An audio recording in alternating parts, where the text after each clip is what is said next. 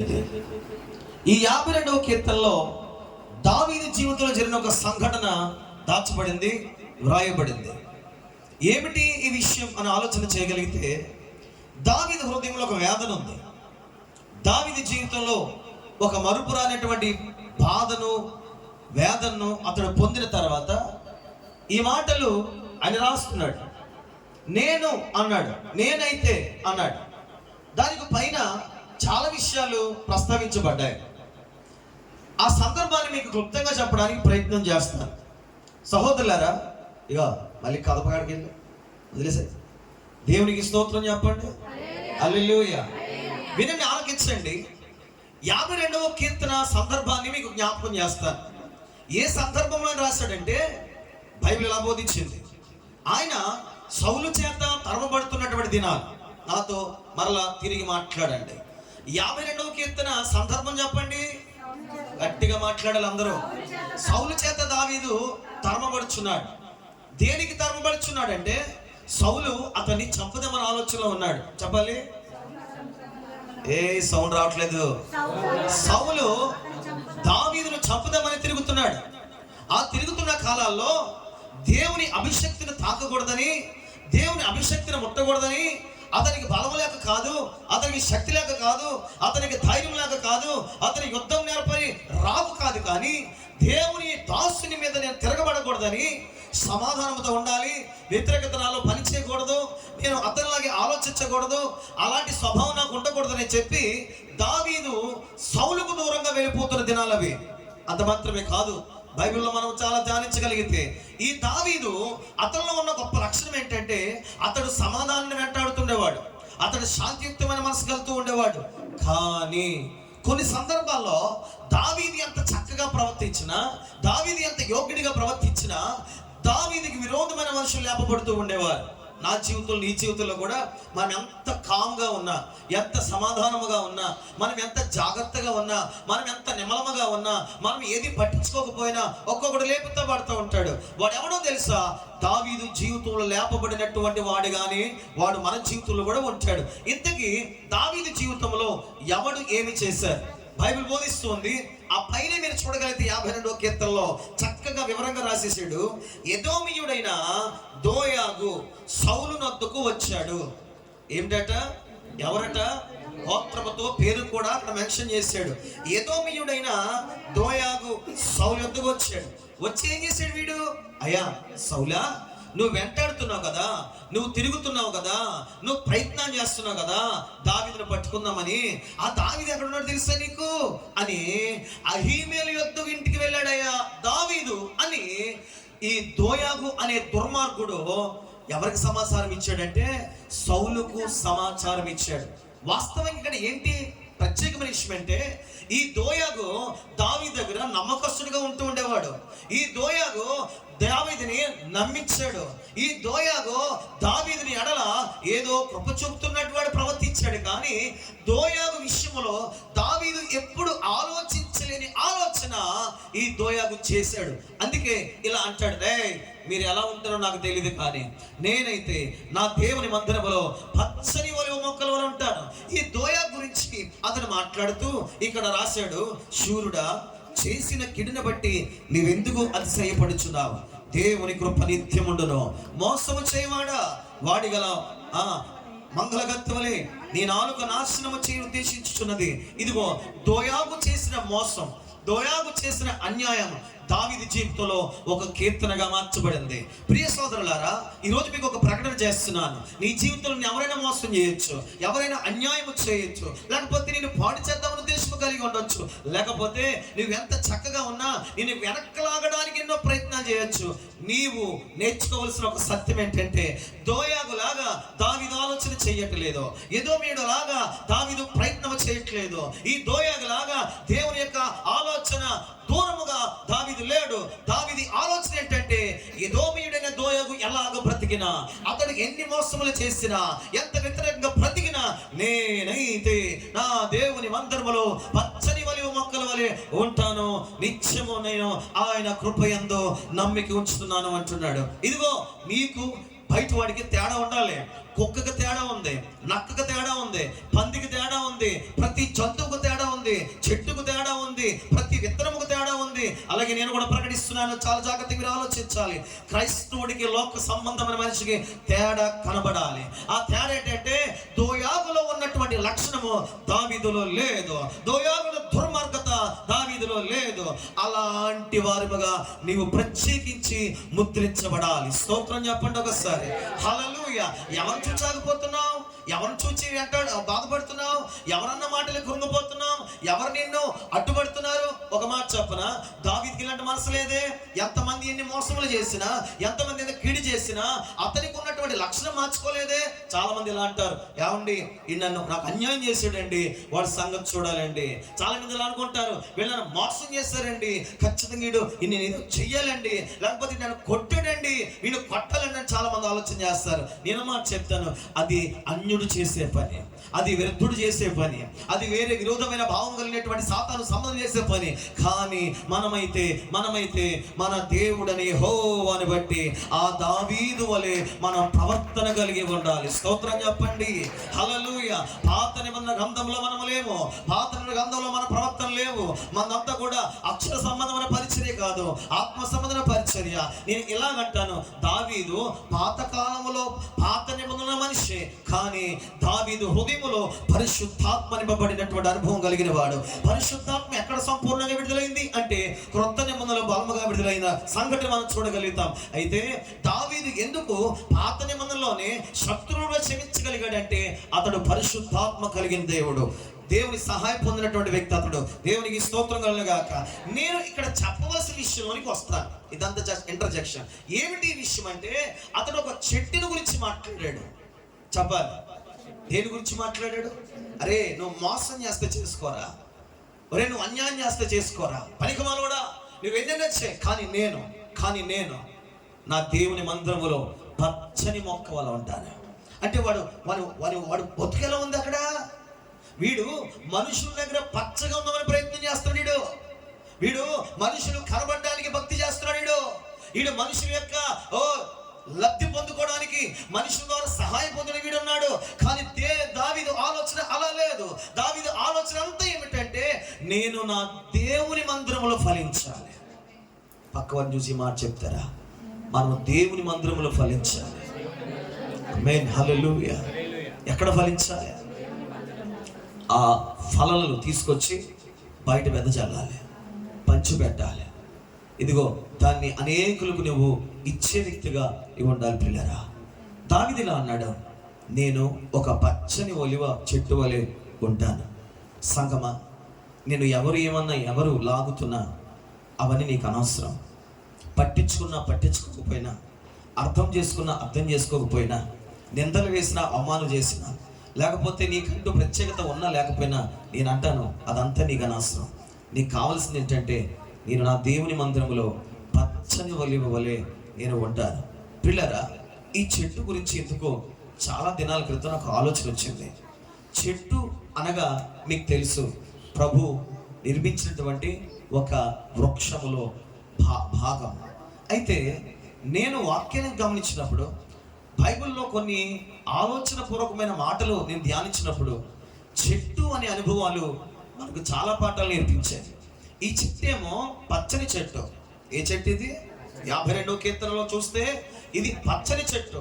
ఈ పచ్చని చెట్టు ఎలాంటిదంటే ఫలించే చెట్టు. బైబిల్లో ఇలాంటి చెట్లు చాలా ఉన్నాయి. నేను క్లుప్తంగా 2-3 మాటలు చెప్తా. నేను ఈ మాటలు చెప్పాలని చాలా ఆశతో ఉన్నాను, కానీ దేవుని చిత్తం అయితే ఎప్పుడైనా కోటలు మీరు పెడితే నేను సంపూర్తిగా వాక్యం చెప్పడానికి ఇష్టపడతాను. బైబిల్ గ్రంథంలో ఒక చెట్టు ప్రభు వేశాడు. ప్రభు వేసిన తర్వాత అన్నాడు, ఇదిగో మీరు ఏ ఫలములైనా తినండి, అంటే ఏ చెట్టు దగ్గరికైనా వెళ్ళండి, కానీ ఒక చెట్టు దగ్గరికి మీరు వెళ్ళొద్దు, దాని ఫలాన్ని మీరు తినొద్దు అని చెప్పాడు. అయితే మానవుడికి ఉన్న బుద్ధి ఏంటంటే, ఎలా ఉండకూడదో అని దేవుడు చెప్తాడో అలాగే ఉంటాడు, ఎలా ఉండాలి అని చెప్తాడో మానవుడు ఎప్పుడు కూడా దాన్ని చేయడు. అయితే ఈ చెట్టుకు ఉన్నటువంటి మరొక లక్షణం ఏంటంటే, ఈ చెట్టు సాతానుకి అవకాశం ఇచ్చింది. చెప్పాలి. సర్పం ఎక్కడుంది? చెప్పాలి, చెట్టు మీద ఉంది. పిల్లరా, పచ్చని చెట్టు అయితే ఫలించింది, కానీ దేవుడు చెప్పినటువంటి వద్దు అనే చెట్టు దగ్గర ఏమి నిలబడిందంటే అపవాది నిలబడినటువంటి చెట్టు అది. కానీ అపవాది నిలబడి దగ్గర ఉన్నటువంటి చెట్టు దగ్గరికి వచ్చింది ఎవరు? హవ్వ. నేను చిన్న మాట అంటాను, ఎక్కువ వివరించిన. నువ్వు ఏ చెట్టు దగ్గర ఉంటున్నావు? నీ అనుభవాలు ఏంటి? నీ ఆలోచన విధానం ఏంటి? నీ జీవితంలో ఎవరు నిన్ను గైడెన్స్ చేస్తున్నారు? ఎవరిని నడిపిస్తున్నారు?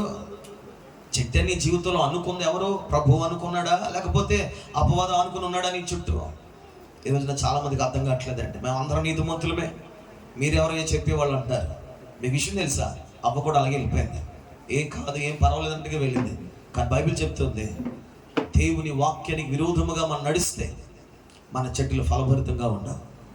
దేవుని వాక్యానికి విరోధంగా మనం నడిస్తే మన చెట్టు చుట్టూ సాతాను ఆవరిస్తాడు. కనుక ఆ చెట్టు ఎలాంటి చెట్టు తెలుసా? శాపము తెచ్చిన చెట్టు. చెప్పండి నోరు తెరిచి, గట్టిగా మాట్లాడాలి. ఆది కాండంలో ఆ చెట్టు ఒక పేరు పెట్టాను, అది శాపాన్ని తెచ్చి పెట్టిన చెట్టు. అది మరొక చెట్టు కనబడుతుంది, జీవవృక్ష ఫలములు. దేవుడు ఎప్పుడైతే శాపగ్రస్తమైనటువంటి దానికి వీళ్ళు వెళ్ళారో, వీళ్ళకి జీవవృక్ష ఫలమును కూడా దేవుడు వాళ్ళకి అనుమతించలేదు. ఈయన మాట చెప్పిన వారితో మన జీవితాన్ని ఈ రోజున పోల్చుకుంటే వాళ్ళు శపితమైన తర్వాత గింటి వేయబడ్డారు, కానీ మనము శపితముల వెళ్ళిన యేసు రక్తం మన పవిత్రులుగా మార్చింది. నేను అందుకే అంటాను, అవ్వ కంటే ఆదాము కంటే దేవుని మహాకృప దేవుడు మనకు అనుగ్రహించాడు. రెండు మాటలు ఇంకా చెప్పనివ్వండి. మరొక చెట్టు కనబడుతుంది ఆది కాండ 18వ అధ్యాయంలో. మీరు ఎవ్వరు తీయక్కర్లేదు. ఆ మధ్యాహ్న సమయం అందు ఒక చెట్టు దగ్గర ఇదిగో ఎక్కడున్నారు ఎవరున్నారంటే అబ్రాం ఉన్నాడు. అబ్రాం దగ్గరికి 3 మనుషులు వచ్చారు అని రాశాడు. ఈ 3 మనుషుల్ని ఎక్కడ తీసుకెళ్ళి పెట్టాడంటే ఒక చెట్టు కింద అని రాశాడు. ఆ చెట్టు కింద వెళ్ళిన తర్వాత అబ్రాము బతుకులాడుకుంటాడు. ఏమిటంటే, అయ్యా ఇక్కడే ఉండండి అయ్యా, నేను మీకు ఆహారం పెడతాను, మీకు ఇలాగా నేను చేస్తాను అని చెప్తారు. ఆ చెట్టు దగ్గర ఆ 3 మనుషుల తర్వాత ఆహారం తిన్నాక ఆ చెట్టు దగ్గరనే ఈ 3లో ఒకరు ఏం చేశారంటే అబ్రామును ఆశీర్వదించారు. గట్టిగా చెప్పాలి, ఆశీర్వదించారు. నీవెప్పుడైతే ఇదిగో నీ చెట్టును వాక్యము చేత పోషించుకుంటావో, నీ చెట్టును దేవుని సన్నిధిలో పోషించుకుంటావో, నీ చెట్టును భయభక్తులతో పోషిస్తావో, ఆత్మ సంబంధమైన ఆహారం పెడుతూ ఉంటావో, ఆ చెట్టు దగ్గరికి వచ్చేది ఎవరో తెలుసా? పరిశుద్ధాత్మ గల శక్తి గల దేవుడు. ఆ దేవుడు ఆ చెట్టు దగ్గరికి వచ్చి అబ్రాము విషయంలో చేసిన కార్యం ఏంటంటే, అబ్రామా నేను నీకు సంతతినిస్తాను అని అది ఆశీర్వదించాడు. ఈ చెట్టుకు ఒక పేరు పెట్టాను, ఇది ఆశీర్వాదపు చెట్టు. దావీదు అంటాడు, నేను పచ్చని చెట్టు అన్నాడు. హవ్వ చేసుకుంది, శాపగ్రస్తమైన చెట్టుగా మార్చుకుంది. కానీ అబ్రాం అయితే ఒక చెట్టును అతనికి ఆశీర్వాద చెట్టుగా మార్చుకున్నాడు. స్తోత్రం చెబుతారా? ఇలాగ మనం ఇంకా ఆలోచన చేస్తే, ఇస్సాకును ఒక పర్వతం మీద తీసుకెళ్ళాడు బలిద్దామని. ఇదిగో కత్తి తీసిన వరలో నుండి కత్తి వేయడానికి సిద్ధపడుచుండగా ఒక పొదలో ఇరుకుపోయినటువంటి ఒక కనబడింది. ఏం కనబడింది చెప్పండి? ఒక పొట్టె లేదా ఒక గొర్రె పిల్ల కనబడింది. పొద కూడా ఒక చెట్టు జాతిలో ఒక చెట్టే. నేను మాట అంటాను, నీ కొరకు బలైన చెట్టు ప్రభువైన యేసు క్రీస్తు వారు. దేవునికి స్తుతి కలుగునుగాక. ఆమేన్, హల్లెలూయా. ఈ రోజు నీకు అర్థం కావట్లేదు, నీ ఫలాలు బాగుండలేదు. బైబిల్లో మత్తయి సువార్తలు అంటాడు, కానీ ఫలములు ఫలించావా? ఎక్కడుంది తెలుసా? గొడ్డలే చెప్పాలి. ఎవరైనా నాటబడింది, ఒక్కసారి కానీ నా గొడ్డలు తీస్తే ఈ చెట్టు నరికి పారేస్తా అన్నాడు. పిల్లరా, చాలా విషయాలు క్లుప్తంగా మాట్లాడుతున్నా కానీ అర్థం కావు. కానీ ముందుకు వెళ్ళిపోతూ మరొక మాట చెప్తున్నాను. ఎవరు ఎలా ఉన్నా నీవు మాత్రం దేవుని మందిరములో పచ్చని ఒలీవ మొక్కల వలె నువ్వు ఉండాలి. ఒలీవ మొక్కల వలె నువ్వు ఉండాలి. ఏ కారణాల చేత దేవుని సన్నిధికి దూరం కాకూడదు. ఏదో కారణాలు బట్టి దేవుని మీద అలగకూడదు. ఎవడు ఎలా ఉంటాడంటే ఏదో మీడిన దోయాగా ఉంటాడేమో అలాగా, కానీ నేనైతే నా దేవుని మందిరములో పచ్చని ఒలీవ మొక్క వలె ఉంటానని సాక్ష్యం చెప్పాను. మరొక చెట్టు లోక సువార్తలో కనపడుతూ 19వ అధ్యాయంలో అక్కడ రాయబడిన బైబిల్లో ఒక సత్యం చెప్తున్నాను. ఒక పొట్టివాడు ఉన్నాడు, జక్కయ్య. యేసయ్యని చూద్దామని ఆ చెట్టు ఎక్కాడు. యేసయ్యని చూద్దామని ఆ చెట్టు ఎక్కితే ఆ చెట్టు ఏం చేసింది తెలుసా? యేసయ్యనే జక్కయ్య దగ్గర తీసుకొచ్చింది. ఆమెను చెప్పండి సార్, ఆమెను చెప్పండి సార్. ఈ చెట్టుకు ఒక పేరు పెట్టాను. ఏంటి పేరు అంటే పరిశుద్ధమైన చెట్టు. ఇదేంటండి పరిశుద్ధమైన చెట్టు అంటున్నారు అంటే, బైబిల్లో ఇలాగ అన్నాడు, హృదయ శుద్ధి గల వారు ధన్యులు, వారు దేవుణ్ణి చూస్తారు. హృదయం శుద్ధిగా ఉన్నప్పుడు, హృదయ శుద్ధి గల చెట్టుగా నువ్వు జీవించినప్పుడు దేవుణ్ణి కనబడతాడు. దేవుణ్ణి కనబడటమే కాదు, ఆయనే నీ యొద్దకు పరిగెత్తుకుని వస్తాడు. ఎన్నటన్నిటికీ నీ మందిరమునకు అనుకూలమైంది ఏంటో తెలుసా? పరిశుద్ధత అన్నాడు. పరిశుద్ధత కలిగినటువంటి వారముగా ఉండగలిగితే, ఇదిగో యేసయ్య జక్కయ్య దగ్గరికి వచ్చినట్లుగా దేవుడు ఈ దినాన మన దగ్గర కూడా రావడానికి ఇష్టపడుతున్నాడు ప్రియులారా. అందుకే బైబిల్ ఇలా బోధించింది, నువ్వు ఎలా బ్రతుకుతున్నావు ఇది నాన్న. ఎవరి బిడ్డలు మరలా ప్రేరేపిస్తున్నాను, చాలా హెచ్చరిక మీకు చేస్తున్నాను. ఎలా బతికితే ఎలా కుదరదో, ఇదిగో ఒకవేళ దైవ చిత్తానికి దూరం అయిపోతున్నావేమో, దేవుని ఉద్దేశాలకు దూరం అయిపోతున్నావేమో. అందుకే దావీదు అంటాడు, ఎవరో బ్రతికినట్టు నేను బ్రతకనయ్యా, ఎవరో చేసినట్టు నేను చెయ్యనయ్యా, ఎవరో వెళ్ళిన మార్గం నేను వెళ్ళనయ్యా, నేనైతే పచ్చని చెట్టుగా నేను బ్రతుకుతానయ్యా అన్నాడు. నీ తీర్మానం ఏంటిది నాన్న? నీ తీర్మానం ఏంటి? ప్రభు నీకైనా దర్శనం ఇచ్చాడా? దర్శనాన్ని బట్టి కొనసాగండి. ప్రభు నీకు ఏదైనా మేలు చేశాడా? మేలుని బట్టి కొనసాగండి. ప్రభు నీకు ప్రమాణం చేశాడా? ఆ ప్రమాణములో ఉన్నటువంటి ఆలోచన ద్వారా ముందుకు కొనసాగింది. కానీ ఒక మాట చెప్తున్నాను, ఫైనల్గా ఒక మాట చెప్పి నేను ముగించేస్తాను. ఏమిటంటే, ఈ దోయాగు లాంటి వారు నీ జీవితంలో ఎంతమంది వచ్చినా నీవు మాత్రం వెనక్కి తిరగొద్దు.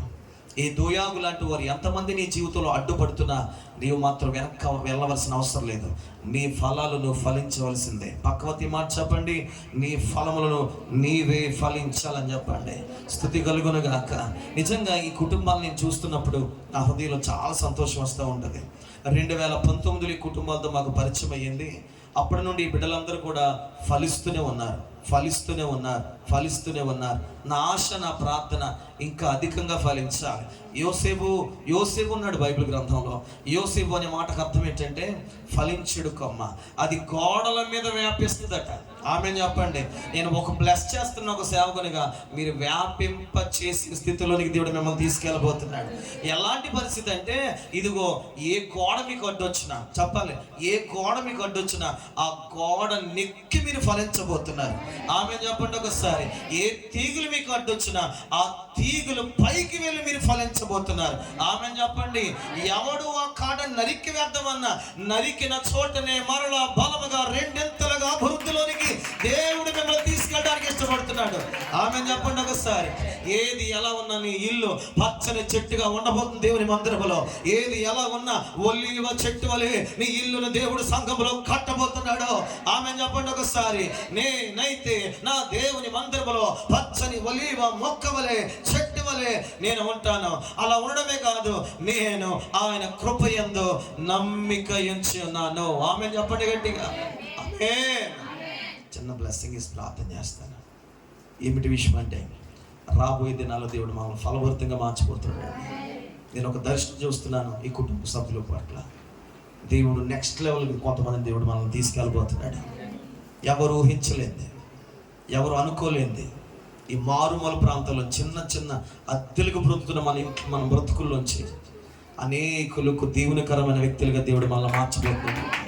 నిత్యం మీ పరిస్థితులు నేను వింటున్నప్పుడు నేను అక్కడికి వెళ్ళి ఒక చిన్న ప్రార్థన చేశాను. ప్రభువా, నువ్వు గొప్ప దేవుడు నాయన.